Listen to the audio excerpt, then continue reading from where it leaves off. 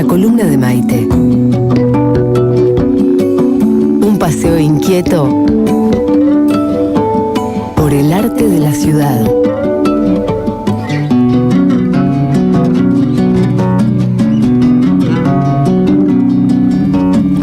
Bueno, de aquí en adelante nos metemos en este paseo por el arte de la ciudad, para saber, para contarles qué se está mostrando, qué se está exponiendo en las diferentes salas, a veces con artistas invitados que vienen de afuera, a veces nos vamos al pasado con generaciones anteriores y a veces también nos detenemos en el más absoluto arte contemporáneo, con nombres y lugares de lo que está pasando en la ciudad hoy en día. Maite, ¿cómo te va? Buenas tardes. Buenas tardes, Perry. ¿Cómo estás? Bienvenida. Gracias. Bueno, hoy con invitadas estamos. Tenemos dos invitadas en el estudio. Chicas, muchas gracias por venir. ¿Te parece que las presentemos? Presentémoslas. Estamos aquí con Laura Echenique y con Clarisa Pendino. Vamos a estar conversando sobre la muestra que están presentando por unos días más en el espacio de Gabelich Contemporáneo. Ajá.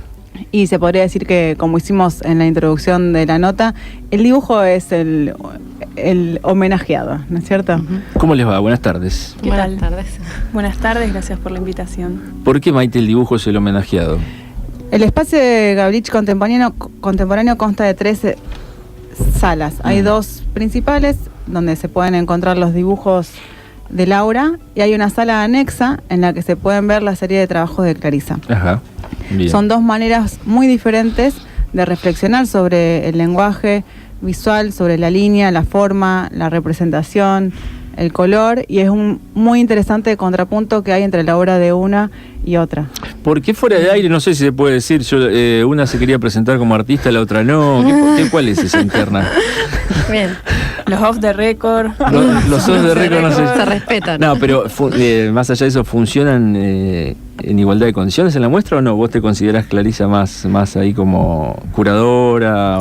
Sí, en realidad mi experiencia de exponer en forma individual una serie de dibujos es muy inicial, digamos, es la primera vez que lo hago. Ajá. Porque de hecho mi desarrollo profesional en relación al arte viene por la curaduría, la escritura sobre arte, la investigación, sí, pero no una producción artística.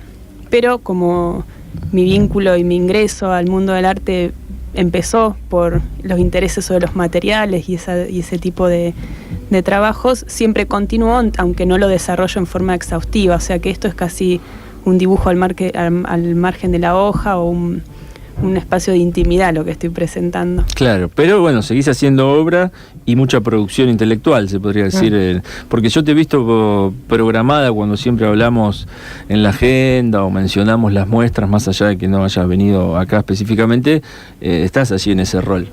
Claro. De articuladora, ¿no? Sí, por lo general yo lo que hago sobre todo es hablar con artistas, trabajar sobre sus obras, bueno, ¿no? Con el trabajo de la curaduría o la escritura, pero sin embargo sigo teniendo un vínculo bastante afectivo, pero digo, no es íntimo, con ciertos materiales. Claro. Y lo que estoy presentando en lo de Gabelich Contemporáneo es un trabajo en realidad de muchos años, porque unas piezas datan desde el 2010 y desde el 2014. Bien. Bueno, Clarisa Pendino, nació en Pergamino, mira, en el 88, vive y trabaja en Rosario hace varios años, y Laura Echenique es venadense, de Venado Tuerto, del 84, también en Rosario. ¿Viniste a qué? ¿A estudiar arte? Arte, exactamente. Hay humanidades. Y acá quedé. Sí, ya rosarina por adopción. Claro, como yo. 3-1 somos, Maite, ¿viste? Sí, la única rosarina de la mesa. La única rosarina de veras sos vos. Invadimos. Bueno, ahora sí, cierro este paréntesis y si querés continuar ahí un poco con lo que se puede ver, estabas diciendo. Sí, de alguna manera es muy interesante el título o la palabra que elige cada una de ellas para presentar su trabajo. Los dibujos de Laura se nombraron hojas. Hojas, exactamente. Creo que, bueno, cuando vos hacías mención al contrapunto, en esta cuestión que las dos estamos haciendo un gesto gráfico, que es dibujar, pero desde mi parte, desde un lugar mucho más metafórico, donde justamente le pongo como nombre a la muestra hojas, haciendo referencia en realidad a las hojas de los libros, las hojas que represento de las plantas, y Clarisa nombra su exposición como dibujos, donde no, como ahí me parece que se ve como esta cuestión más de ir desde un lugar, si bien parece concreto las hojas, es una metáfora, porque mi trabajo es una metáfora de los pensamientos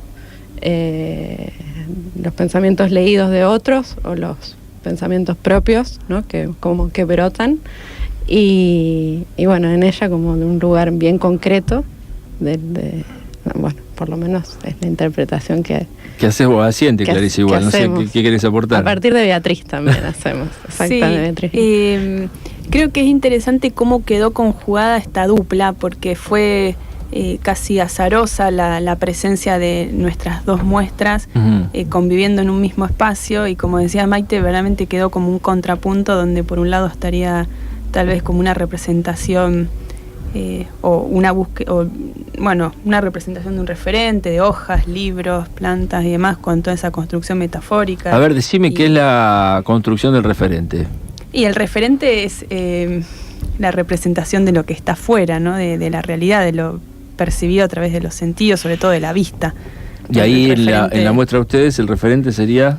En el caso de Laura está presente el referente. Es esto de el artista frente a un elemento, un objeto de la realidad, ¿no?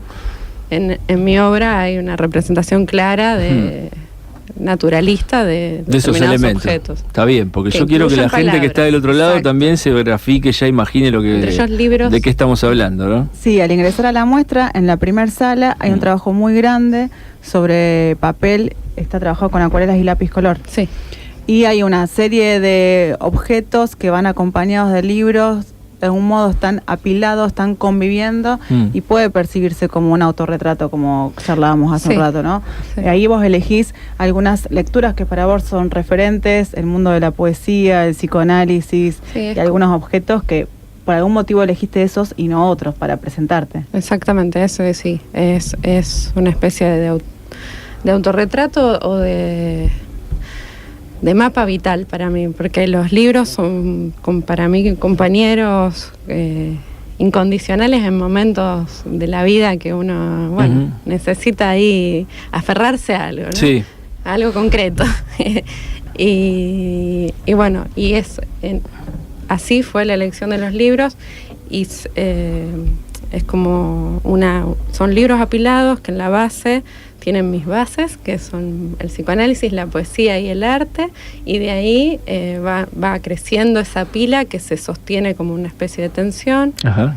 Un equilibrio tenso está... Sí, ahí Beatriz Vignoli puso la palabra tensegrity para nombrar eso. Beatriz Vignoli me imagino en su columna de los miércoles ahí en el Rosario 12, ¿no? Que escribe... Sí, de los martes. De los martes, sí, exactamente. ¿Y qué es esto? La integridad que se sostiene con una tensión. Así está, digamos, esa pila de libros que están ahí. Clarice, y te corté la idea sobre el referente, pero para ampliarla, para graficarle al oyente también a qué nos referíamos, ¿a dónde ibas con lo que estabas diciendo? Vos ya es muy lejos, nos fuimos lejos y es difícil volver. No, creo que por ahí...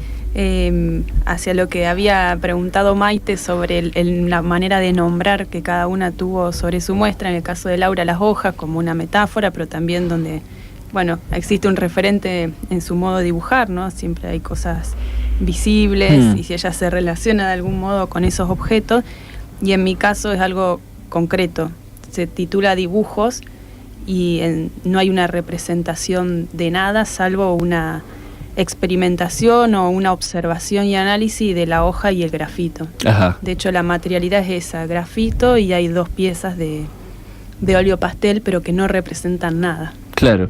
Y la diferencia es ahí, eso, no vas hacia la representación justamente de nada, de una figura, sino cómo trabajás. Empieza a tocarse el grafito y la hoja, y ahí no sabe uno dónde va. ¿Cómo es esa experiencia? Claro, y podríamos agregar que esto es parte de un cuaderno muy íntimo en el que van apareciendo notas durante años, y vos elegiste seleccionar estas hojas en particular, porque seguramente hubo notas ahí o algunos pensamientos que se fueron colando, y en este caso la palabra no aparece, solo la imagen, y por el contrario, como hablamos recién con Laura, en sus dibujos hay mucha palabra. Están los títulos, o sea, todos los lomos de los libros, y aparece mucho la palabra, y en tu caso justamente hay una omisión a las referencias. Es la materia presentada.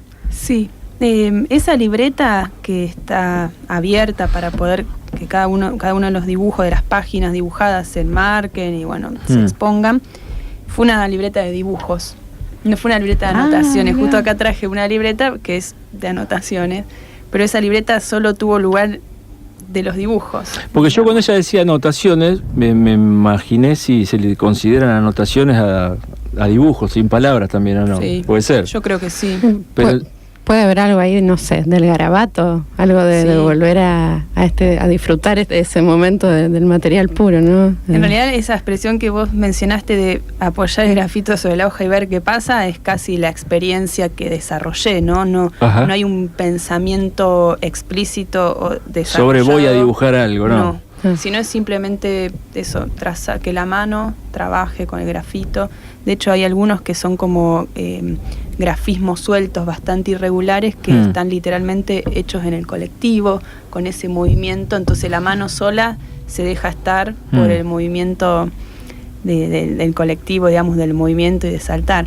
Y ahí el primer ordenamiento, que es la hoja en blanco y en la relación espacial, ¿no? Con los márgenes, los límites, qué vas a ir llenando y qué no. ¿Pasa por ahí un poco esa construcción? Sí, hay una imagen un poquito que se busca, o que viendo el conjunto se advierte una forma que más o menos se busca o se intenta llegar, pero que nunca se concluye, que justamente es esa relación entre la forma, entre ese pintar de grafismo y los bordes de la hoja, porque eso también es todo un problema, ¿no?, en la representación. Claro, y en esta insistencia también de completar, llenar un plano desde muchas líneas y el tiempo dedicado, que a lo mejor una superficie muy pequeña, como puede ser 10x15, en realidad requiere de un tiempo muy importante, de estar ahí en la línea y en el soporte, en el papel. Además uso lápiz de portamina H. Y no estamos en la clase de dibujo, Clarisa. Pero yo no tengo ni idea qué es el lápiz del el grafito es todo un mundo para experimentar y conocer. Y claro, uno dice grafito, pero hay variedad. Grafito, claro. Lápiz gris. El lápiz gris que nosotros compramos tiene una característica en cuanto a su dureza o blandura, ¿no? Sí. Tiene una manera de deslizar el grafito sobre la hoja, y donde la hoja absorbe grafito. Hay diferentes durezas o blanduras del grafito, y el H es muy duro, o sea que uno pasa y no deja nada, entonces tiene que insistir. El que uno compra por lo general en cualquier librería es el HB, un punto relativamente medio. ¿El lápiz negro que usamos todos? El lápiz, sí, que cuando te vas a comprar un lápiz, el gris, el medio es el HB. El H es el más duro, pero dentro de las H está el H1, hasta el H10. Cuanto más aumenta el número del H, más aumenta la dureza del grafito. ¿Hay un abecedario entero de posibilidades de lápiz? No va, digo, no sé cómo H, F, HB y B. Pantone. Claro. Sí. La nomenclatura. Sí, ¿Quién hizo eso? ¿De dónde viene? Pues sabés que eso no sé. Las maté con esa. Sí, del fondo de las cavernas, no. Esa te la debo. En realidad, H es de hard. De duro. De duro, claro. En realidad viene como de una nomenclatura. Pero los profes en la escuela de arte ya compren tal. Bueno, ¿qué hace? Cuando arrancan van y se compran la paleta entera o sale caro eso, no. Difícil. Como que. Sí. Por lo general, teniendo un HB, algún 1, 2H, un B2, un B4, B6, está perfecto, porque ahí ya tenés una variedad muy blanda, un relativamente medio y uno más duro. Pero bueno, está justamente este contraste también desde el color, porque el trabajo de Clarisa es mucho más austero, es muy pequeño el formato, el gris, la línea ahí insistiendo para llenar una superficie, y por el contrario, los trabajos de Laura hay una paleta mucho más amplia de color, y también está esta idea un poco de inventario, ¿no? De cómo aparece el registro cromático, o sea, todos los lápices que ella utiliza para componer cada obra aparece como un dato. Para el que quiera saber qué colores usó, aparecen ahí. Contanos, Laura. La obra con esta situación cotidiana, y debajo, a medida que yo voy dibujando, voy dejando registro de los colores que voy eligiendo y voy usando. Anotaciones, digamos. Sí, es una marquita al lado de la otra, muy prolija, donde queda el registro en orden de cómo fue usado de cada uno de los colores que aparecen en el dibujo. Y es así, es como el dato concreto de todo este mundo imaginario que que está que está ahí como haciendo un hueco en esa hoja en blanco. En tus dibujos. Sí. ¿Las técnicas son grafitos todas con...? Lo mío es lápiz color y acuarela, y en el caso de Clarisa es grafito. Yo también uso el lápiz de grafito, pero blando, 2B, en algunas situaciones. ¿Pero el grafito es solo negro? Gris. Claro. Y en tu caso de los colores, ¿qué lápiz es? Se le llama lápiz de colores, ¿no? El lápiz que usábamos en la para primaria, dibujar y pintar. digamos, nada más que la versión profesional, que son más blandos y más. Está bueno, estamos aprendiendo cosas de la materialidad de las técnicas ahí del arte. Me quedé pensando en lo que decías hace un rato, la idea del autorretrato. No sé si quieren ampliar un poco respecto a eso, porque uno dice un autorretrato y piensa la figura de uno ahí proyectada en el cuadro o en la foto o en el dibujo, y en tu caso construís tu autorretrato a partir de elementos que te constituyen o te representan, son signos vitales de tu experiencia, ¿no? Sí. Bueno, ahí sí, es otra, hay muchas maneras de autorretratarse. De encontrarse a uno mismo, ¿no? Sí. Y en este caso es a partir de los libros, porque es a partir del valor y el peso que yo le pongo a las palabras. Ajá. Hay un cuidado de la literalidad que es algo que me identifica que en la vida, ¿no? Y entonces, por eso. Hablando de esto de la literalidad, conversamos sobre esta referencia al dibujo desde muchos lugares, ¿no es cierto? O sea, la hoja que representás desde la naturaleza como tema, la hoja misma del soporte, el título Hojas, y como también aparecen en otra serie que no están ahora en esta muestra, pero situaciones donde el dibujo es el tema del mismo dibujo. Exactamente. O sea, estas personas, estas situaciones imaginarias donde hay una niña que está dibujando una papel. Hoja sobre una hoja dibujada, que a su vez es un dibujo que está sobre una hoja de papel. Bueno, con hojas, por lo general, que acompañan de la naturaleza. Exacto, como esta cuestión un poco... como una vuelta sobre sí mismo constante de la imagen. Sí. Y se cae la pregunta de Maduro, te tengo que preguntar, ¿de dónde viene? Porque esta, no sé si fijación, pero sí la idea de las hojas, o dónde nace la idea. ¿Cómo empezaste a elaborar un poco este proceso? Y viene, como todo, viene a partir de un suceso, digamos, también. ¿Suceso específico, sí? Sí, de algo de mi vida que no vamos a contar porque, bueno, no es muy grato, está muy bien, sí. Pero que el arte, como viene acá a hacer, digo, bueno, ¿qué hago con esto? Y bueno, de esto saldrán obras. Y transformar. Bueno, hay que transformar, y empezaron a salir obras donde las hojas tenían que estar, las hojas de las plantas. Lo fueron completando todo, digamos, las hojas. Sí, me permiten como, bueno, desplegar eso que tenía que desplegarse por algún lado, y bueno, fue por ahí. Uh-huh.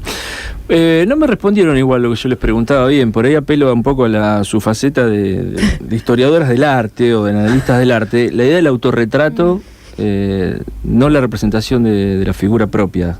Clarisa, ahí podés decir algo históricamente, digo, quién lo empieza a hacer o qué escuela. Como género en la que es la historia del arte.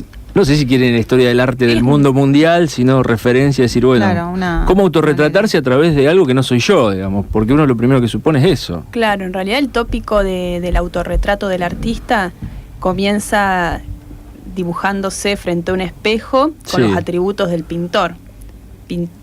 Paletas, pinceles, ¿no? Había una idea de que el retrato estaba asimilado también no solo al reconocimiento visual del retratado, sino también de los objetos que lo acompañan, lo cual le darían los atributos, ¿no? Ser escritor, ser poeta, ser pintor, además, ser arquitecto, ¿no? Siempre venía acompañado el retrato o el autorretrato de esos elementos.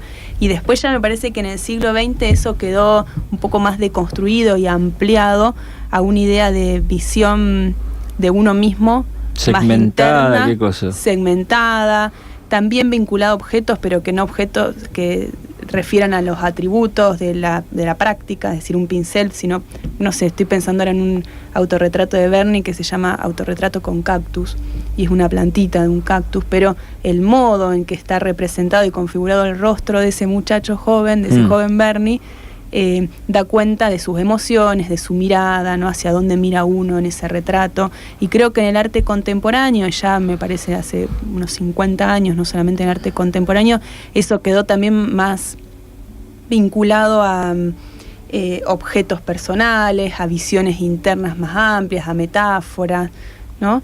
Y en última instancia, uno siempre está ahí, sea como sea. Claro, está buena la como explicación observador. ahí para guardarla, pero quería eso, digo, un poco que historicen sobre esta idea que fue cambiando con las épocas y las escuelas, la idea del autorretrato. Y además la necesidad. Ya se usa la metáfora, metonimia, digo, todos esos recursos para la parte por el todo, cómo uno se representa ahí, se figura, ¿no?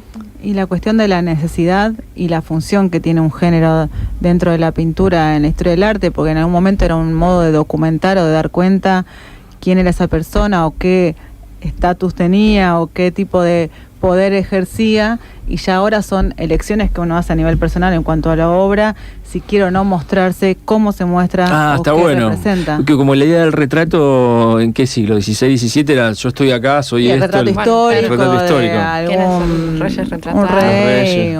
alguien Que vos encargabas del mundo religioso, que tiene que quedar registrado que esa persona fue parte de ese momento. Sí, pero bueno, ahí es la idea del retrato por encargo de reyes desde el poder a los grandes artistas de la época que han pintado a los más altos dirigentes, pero el autorretrato es lo que decías vos hace un rato, bueno, el artista ahí al espejo con los elementos que componían su oficio, su manera de ser, digamos. Y además que muchas veces los pintores tenían la necesidad de retratar a otros porque era la única manera de vivir, porque era su trabajo, su ingreso, Sí. y a lo mejor el autorretrato era una pintura que hacían por placer, y era su único momento donde podían pintar otra cosa que no sea pintar a otros, y elegían pintarse a sí mismos para estudiar, desde cuestiones anatómicas hasta poder jugar un poco con la pintura misma, y esa es otra manera que va apareciendo ahí dentro del gran mundo del retrato. ¿Qué hace uno ahí, Laura? Te pregunto, en el ejercicio del autorretrato, ¿se proyecta, se da a conocer veladamente? ¿Qué te pasa a vos? Y es darse a conocer veladamente, porque si es a partir de libros, digamos, y es como a partir de, con Maite hablamos, de pistas. Son pistas, ¿no? Son pistas, sí, ¿no? Como Tenés ganas que te vean, te reconozcan, pero más o menos. Pero estoy como escondida de alguna manera, sí. Yo estoy mirando eso, o sea, es como darle a ver al otro lo que estoy mirando. Claro. Sí, tu universo, tus Sí. intereses, que de algún modo ahí se traduce, Sí. se van colando. Y también, bueno, pensaba en esto, ¿no, Clarisa? De cómo estos pensamientos que se van registrando y tu pensar sobre el material y sobre el lenguaje mismo. O sea, esta no necesidad de dar cuenta de otra cosa más de lo que pasa en ese preciso momento. El trazo, bueno, en tu colectivo, en tu viaje, en el traslado de un lugar a otro, queda registrado ahí como un momento de la cotidianeidad. Son Sí. distintos modos de contarse, ¿no? Sí, son distintos modos también de construir una imagen, de pensarse en esa actividad. En mi caso también es casi una suspensión del pensamiento, no hay un lugar donde llegar, porque no estoy tratando de dibujar un árbol, dibujar el asiento del colectivo, no hay un lugar estricto donde llegar, y por eso es casi una deriva, digamos, de cómo uno va trazando esa relación entre el papel y el grafito. También hay un sector muy interesante en la muestra que está también es una especie de autorretrato de algún modo, ¿no? Sí. Porque son todas las partes muy diminutas de los lápices que usaste que fueron quedando y todo lo que sí. fuiste sacando puntas, se acomoda cuenta también eso de un proceso y de un tiempo que hay detrás de todo ese trabajo, que si el trabajo terminado, finalizado, es el dibujo que está ahí presente, enmarcado. Y todo eso es parte del mundo cotidiano del que va haciendo. Sí, bueno, hay mucho tiempo puesto en mis obras, eso sí, son capas de tiempo. Incluso el lápiz me permite eso, el lápiz de color, como trabajar en capas y esas capas no son solo de material, sino de tiempo.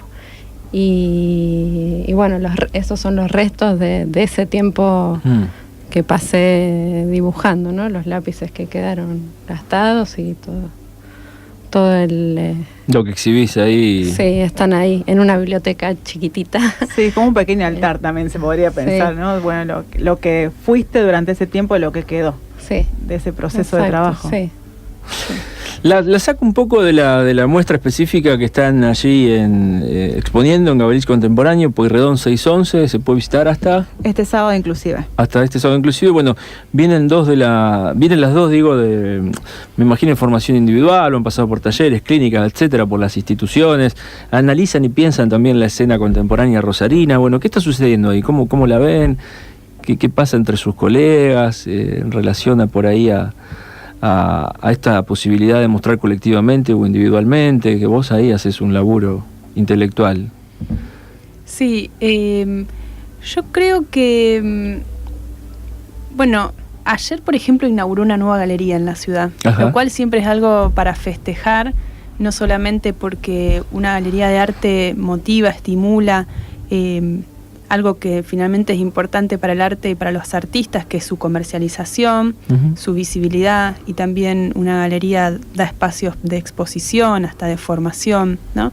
Entonces eso es algo, ¿no?, a mencionar sobre cómo se están gestando nuevos proyectos de galerías, que en su momento Rosario tuvo muchos, en los años 50, en los años 60. Y espacios de exhibición y galerías. Muy buenos espacios de exhibición y espacios de galería donde los artistas trabajaban codo a codo con esos espacios, ya sea para la formación del público como para la circulación de sus obras, porque en definitiva quien compra arte está interesado y con un conocimiento y un acercamiento y una afectividad sobre eso, ¿no? Entonces, durante mucho tiempo hubo muchos espacios de la ciudad que hacían ese trabajo y luego fueron cerrando, disminuyendo.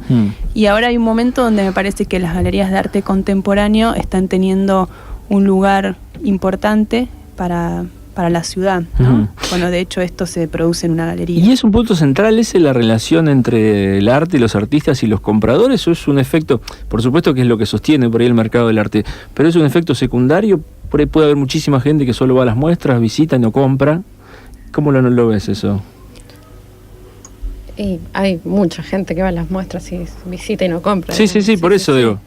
Es para los artistas es necesario. Es necesario, sí. Después para el público, por ahí en Rosario se está tratando, creo, de crear un público que compre. Va a crear, ¿cómo sería? Construir, sí. Un público que empiece a comprar y que no solo vaya a visitar. ¿Cómo se construye eso? Claro, esa es la pregunta. Decímelo. ¿Te acordás cuando hablábamos en el momento en que se piensa el Museo Castanino en esto en el aniversario de los 80 años, de toda la función que se piensa desde el museo como espacio para construir justamente un público y educar en el punto de vista de, dar a conocer obra? Sí, pero podés construir un público asistente, claro, y que disfruta y observador, y es muy distinto del que el público comprador de arte. Puede comprar. Sí, ni hablar. Sí. Entonces, desde ese interés hay un acercamiento diferente, que claro, no es solo el comprar una obra para decir puedo comprar esta obra, sino que el gusto está asociado a esas ganas de tener esa obra en tu casa. No, Alicia, ibas a decir algo, no sé. No sé si lo siguen pasando, pero el spot que tienen ustedes para cuando van a las tandas de publicidad, dicen, bueno, pese a todo, tenemos que vender. Y el arte un poco trata de lo mismo. Que hay una relación afectiva, intelectual, de reflexión muy profunda por parte de los artistas, de todos los actores del campo del arte, del espacio artístico, pero sin embargo sabemos que en todos los ámbitos de la sociedad en su conjunto, de alguna manera se está atravesado, entre otros factores, por lo económico. Por el mercado, digamos. Ingresa el mercado. Porque también a veces, nos han llegado mensajes cuando las charlas en este tipo de columnas van hacia el análisis mercadotécnico del arte. Alguien del otro lado se puede enojar, es decir, no es lo central o no, pero bueno, también en ustedes que son los artistas, los que hacen obra, están puestas muchísimas otras cosas, y bueno, es como que hay que estar ahí cuidándose, decir, sí, no, en verdad yo creo lo mío para pensar, para vivir, para reflexionar y no para vender, porque del otro lado te lo reclaman un poco eso, la figura del artista que piensa en vender o no. Sí, podemos hacer una referencia histórica también sobre eso, y es que... Hay artistas que no quieren... Bueno, quiere el grosso rosarino que vino acá, que dijo, no quiero vender mis obras. ¿Con nosotros? Sí, este año acá, ahora se me fue el nombre. Que lo dijo así tan... No sé si al aire o no, porque nos decía no le interesaba, que mostró ahí en la Facultad de Humanidades y Artes, dibujante acá, histórico. Que lo trajiste en el auto, Maite. Ya... Juliano Sandizaga. Juliano Sandizaga, se me fue el nombre. Cierto. Sí. Bueno, digo, esta referencia histórica, había generaciones que lo veían más como pruritos, ¿no? Es venderse. Venderse, tenía esa. Pero desde el siglo XIX que estaba esa visión, entre los que trabajaban por encargo para el mercado, los que hacían lo que cada uno quería. Justamente creo que es eso, ¿no? Valorizar la idea del trabajo. La obra es el resultado de un trabajo y por ende puede tener un valor económico, remuneración, como cualquier otro trabajo. Sí. Pasa que el arte por ahí está asociado solamente al disfrute o al ocio y no da cuenta o no se tiene una verdadera dimensión de lo que implica como profesión. Yo creo que son como dos momentos de la obra. Está el artista creando su obra como con sus modos y después... como todo está atravesado por el mercado, estamos en un sistema capitalista, de eso no podemos escapar ni los artistas. Sí. Porque no comemos. Pero bueno, aun cuando no estaba instaurado el sistema capitalista, el arte se vendía también, digamos, desde mucho antes. Sí. No lo compraba la gente, no lo compraba la ciudadanía, pero lo compraba el poder, digamos. Claro.